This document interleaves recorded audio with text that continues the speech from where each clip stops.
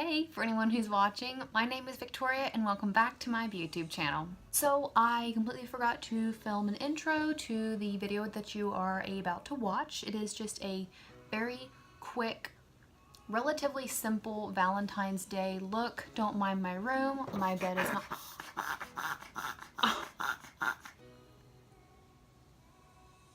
Anyway, I completely forgot to film an intro and here it is. It is a very quick, pretty easy pink and purple look for Valentine's Day or for really any day. I've had the ends of my hair like a pinky purple color, so I've been wearing a lot of pink and purple colored eyeshadows to kind of correlate that. I'm not doing a voiceover, I'm just showing the products. The only product that you really can't see in the video is going to be the lipstick, which is at the very end. It is a ColourPop soft matte lipstick in the shade Dilly Dally, but everything else will be able to be seen in the video.